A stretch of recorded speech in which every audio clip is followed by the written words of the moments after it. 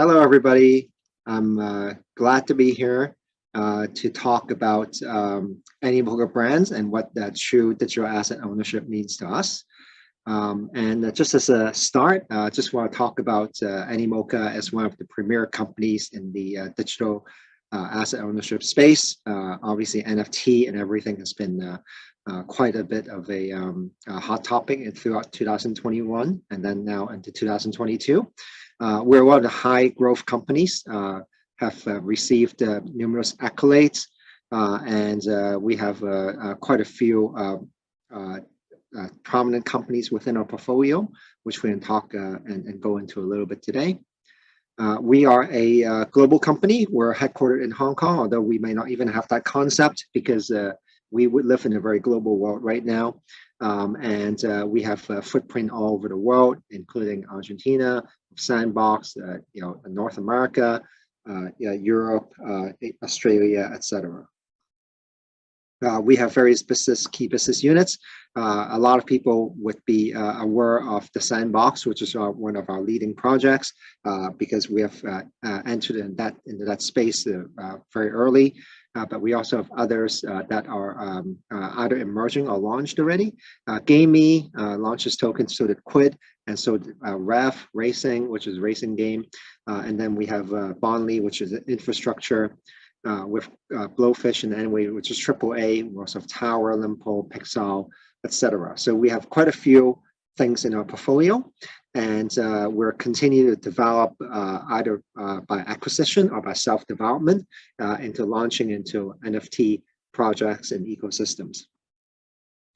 In terms of what we do, we believe that we both operate and we invest, although currently a lot of news focused on what we invest into because we are an early investor in many projects. For instance, Axie Infinity, we're one of the earliest distributors of CryptoKitties, which put us into the space, and therefore we're able to see a lot of investment opportunities. And that's on the right side. So we do blockchain gaming, guild, metaverse, art, marketplace, DeFi, infrastructure, etc. Everything along the Web3 ecosystem. We will invest into the spur on the development of this particular space. But we also operate because around me, sort of on my screen, are the portfolio companies that we operate. For example, again, Anyway, Blowfish, Sandbox, etc. This is via either self-development, like in terms of the Rev ecosystem, or Tower. But we also would purchase, acquire, or own majority, or invest into companies that have very interesting projects. And we would look at if their assets are tokenizable, then how do we create game economies based on that? Then we'll help them with what we call the innovation part of it, which is about all the know-how that we know on blockchain, tokenomics design, how to launch a token, how do we develop a community, etc. So that's sort of what we do in a nutshell. And in terms of our purpose, we believe that that's our differentiator. We're not necessarily just focused on revenues and profits like most companies who just focus on how we acquire this revenue stream versus that revenue stream. We strongly believe in our purpose. First is really about building an open Web 3.0 system rather than walled gardens that others in the metaverse universe or NFT projects might actually focus on. We're really about open blockchain-based Web 3 ecosystem. And therefore, alongside that would be true digital asset ownership, and then which will enable us to be able to possibly transform how our next generation will live and work. We believe there will be jobs in metaverse. There'll be meaningful jobs out of our playing within the ecosystem by owning assets or by just being participants in the metaverse. And we would like this to be basically creation of a universal basic income where we reward time devoted and also creativity. Obviously, the way we would do it is that we would focus on delivering shared value. It's not only about shareholder value that we care about. We also care about delivering community and the social value, and we want to do it in a sustainable manner. So we're very purposeful. We're very thoughtful about what we do, how we do things, and we think about profit in terms of long term. We don't think about flipping a pancake, investing, and then sort of like turning the asset right away for returns. We really want to grow with the teams and reward those who are with the journey with us over the long run. We have just closed the most recent round a couple of days ago at $5 billion pre-money. We have a lot of coverage. We're very fortunate to be able to be supported by many prominent investors, and we'll use the proceeds for further acquisitions and investments. Just to step back a little bit about the space that we're in, we have watched the space grow from sort of Web 1.0 to 2.0 to 3.0, where 1.0 is really about reading, sort of companies' personal computers, big desktops for centralized control, to where we are today in Web 2.0, which is really about the social media, mobile platforms, data-driven companies, such as, Facebook, Google, and some of the biggest data companies, where it's also centralized, and walled gardens, and towards what we now think is a huge revolution in what enables us in Web 3.0, which is under the blockchain. It's not only about reading, writing, it's also about owning, which then develops virtual economies and networks, peer-to-peer networks, but trading, value-oriented, and decentralized control. So that's a new age that we're in, and we believe this will enable blockchain. Digital asset ownership will transform how we live on the internet and interact on the internet for years to come. And again, we'll just talk about the basics in Web 1 and 2. We're talking about, user-to-user data. It's just about data copied. And what we talk about in Web 3.0 is enabled by the blockchain, where ownership is transferred through immutable networks that won't really change over time, and unhackable decentralized ledger, which will enable true digital ownership rights, and therefore moving us towards the internet of value, rather than sort of just text, sounds, images about what has existed in the internet. We're talking about assets, wealth, securities, IPs, currency, information, ownership, tradability, and all the good things that is enabled by what true asset ownership enables you to do in the physical world are now enabled by the blockchain, where you can do the same in the virtual world. The evolution of what this is that Web3 is really an open, trustless, and permissionless system, where we're talking about building on open source. Therefore, it does not require central authorities. It's a trustless and permissionless type of environment where people can compose. And historically, we've seen this movie happen again and again, right? The new models of how we interact with the virtual world has sort of transpired since, I guess even the 70s and in the 80s and 90s, the internet and then mobile phones all have seen new revolutions. We believe that now we're in the crux of a new revolution. That's why sort of NFT and the whole space is sort of exploding at this point in time. And again, digital asset ownership gives rise to what we call NFT and non-fungible tokens, as opposed to what we call cryptocurrencies, which are actually fungible tokens, which is they're all the same. They can be divisible, as opposed to NFTs. They're actually non-fungible. They're unique, and because their assets are unique, then therefore owning them actually has value. Which then enables composability, which is very important to us. So if you buy a car, a virtual car, you could change the seats, change the driver, change the paint job, change wheels, do whatever you want with it in a permissionless spaces. Again, if you play a game, you can own their virtual assets, quote unquote own it, but you actually rent it because it is not composable in the sense of allowing a player to do whatever it wants with the assets. The unique features of a digital asset is that it is not only immutable and owned by you, it is actually freely composable. And you can actually trade it out in the marketplace, permissionless basis. So Animoca brands or any of the game makers cannot actually tell you what to do with your own assets. And that is very unique. Which then also goes into interoperability.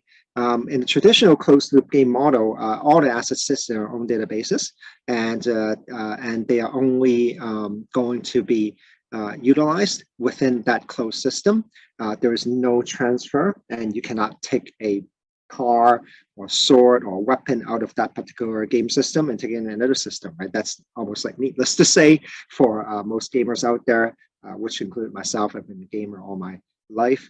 But now what we're talking about is a decentralized network where you're talking about interoperability. So sword, a car, whatever can be taken out into the context amongst and between games, right? So everything that we've built across Animoca, we try to make it interoperable, which means that the assets, the car that you buy within the Ref ecosystem can be taken into Sandbox, translated, and have its own utility there. This interoperability is a commitment from the company to make sure that the communities believe that there could be synergies across game ecosystems, which then make the pie a lot bigger for everyone. And just to talk about, take a step back about how the world has been under Web 2.0 system. As we know, data, some of the most valuable companies today are data companies, right? They're data-rich companies. So data was what it was like oil was like in the earlier 20th century. Now, what then this gives rise to are monopolies, right? Because the data is mined for you, from you for free, and they are then turned into goods and services, and come back to you, but you're not compensated for that. They're actually data that you've created, the footprint you've left digitally are mined for free, and they come back to you and sold back to you, in fact, right? And your creativity, your what you've created, the time that you spent, actually all for the benefit of the platforms, right? You can say that, yes, it creates some value in terms of targeted goods and services, but ultimately that advertisers sell you more, the platforms sell more data, they become more powerful, with more of this data, more power accrues to them, more will go to them. It creates this feedback cycle, which then builds all these monopolies, right? And the problem with that is that it gives rise to what you call a big tech trend. If you do a survey, again, this is not done by us, but third-party surveys have seen that when you talk about some of the most hated companies in the world, they are some of the big data companies, because they are just, I guess, in a lot of ways, users don't fully trust them. With either data breaches, manipulation of votes, or changing platform rules, or the creators that are on them believe that they are big kingdoms of monopolies where it's really for the profit of the shareholders rather than for the community. So that's sort of Web 2.0. But I think most of these data companies right now actually recognize that the metaverse and the upcoming evolution of how people will interact with the internet would be via metaverses. So so Facebook has gone ahead and changed its name to Meta, which really gave the whole space a lot of attention. But again, Microsoft said the same thing. They made a big acquisition recently. But that doesn't necessarily mean that we mean the same thing. The metaverse that we were talking about is one that is open, that is permissionless. The one that they're talking about really is about the platform is under Facebook's rules. Ownership is owned by Facebook. The assets are owned by them. Composability is really going to be according to Facebook's rules. It can be changed. Interoperability probably wouldn't happen. It's going to be within Facebook. Tradability, maybe. Again, within Facebook's rules, as opposed to all of these things being sort of under Web3, an open system is on open code, open source codes, is owned by you. The asset is owned by you. Composability is not under anyone's rules. Interoperability is enabled by the ecosystem says enabling it. Tradability, you take it out anytime to any open asset exchange, permissionless on a permissionless basis like an OpenSea, and buy and sell as you like, right? So that's true that your asset ownership, as opposed to what a Microsoft or a metaverse is about, which is really walled gardens, right? And there's a very, very big difference between these two concepts. What we are really about, again, is about true digital ownership rights, so securing immutable, tradable, interoperable, true ownership. And why did we begin with games, right? We did have a gaming DNA. The company has started itself in App Store, so it has that DNA, understands games. And also we believe that gamers understand digital assets, right? Understand cryptocurrencies, digital assets, because gaming currencies are inside it. A lot of actually kids, including my own son, would believe that they own the weapons, they own the currencies within that gaming ecosystem, but in fact, it's just a rental economy. It's just pure entertainment because you cannot take these things out.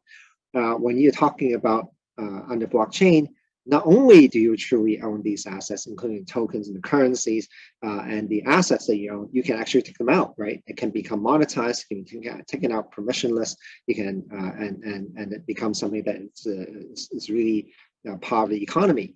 And within the current game revenue model, there are it's about really in-game, in-app purchases, subscriptions, advertising that goes to you. Maybe the console games, there's about console game title sales. But some of the free-to-play games are actually very aggressive in their monetization mechanisms, which also gets gamers to be distrustful or mistrustful of what they do. But with new revenue models under blockchain, we're talking about new forms of revenue, which is items that you sell, land, currency, and then most of all, when those economies become big, then there'll be trades and amongst the players in which the composer of these assets get to keep fees. So it becomes new revenue models, because under the blockchain layer, within the smart contract layer of the asset, would allow you to write that you can the original creator can actually derive fees from what his or her creation can bring about. So that's very revolutionary in the sense that, as we see today, why people are going after these assets. And also, what this also enables is a play-to-earn system, right? So which is very big for us. As we talked about how metaverse would create employment. There's this person who was in the news earlier, an Australian, who was making up to 3,900 Australian dollars a week by racing cars in one of our games. And his down payment in his first home was actually made by playing games. And there's a bit of a joke running around saying that a physical Ferrari would cost $340,000, and so would actually the virtual car that can be bought in the internet. Apex car cost $340,000, but only one makes you money, right? The one is a physical asset that doesn't make you money. Is in fact is a depreciable asset. So it's now sort of like what is even more valuable now are the assets that can be yielding income, and they are actually exist virtually rather than physically. And of course, during COVID, we have seen, and news is not extracted by us, we have seen that there are gamers in Philippines, in Indonesia, and elsewhere who are actually making good money, good income, maybe more than their minimum wage in their respective countries, in their play-to-earn space. Like playing the games that we've made, playing Axie Infinity, playing other play-to-earn games, and earn them food on the table. And for some of them who have lost their jobs, either being deliver physical goods or being Uber drivers or whatever, it's about getting a basic income that is boundaryless, borderless, and allows them to survive, right? It becomes a bit of a universal basic income. So we believe that this is quite revolutionary in the way that we see how people might live and work in the future. So focus on 2022, I'll wrap up here, is that we will continue to make investments with our fundraising of the latest round. We'll continue to make investments in the Web3 ecosystem, such as game studios, metaverse, infrastructure, etc. So what I've talked about before. We'll obviously try to make strategic acquisitions for portfolio operations, capabilities and synergies as well. And then as we're growing rapidly, we'll look for talent acquisition opportunities to hire people for capacity expansion and capability building. And that's going to be on a worldwide basis, not only Hong Kong. We have about 600 people worldwide, about 100 of them are in Hong Kong. So we would, when we think about talent, we're a very global team. We think about how do we acquire talent globally. And lastly, the continued development of titles and rollouts within the portfolio companies that we have would continue to be a focus. And I shall just leave it here. Thank you very much for your time today.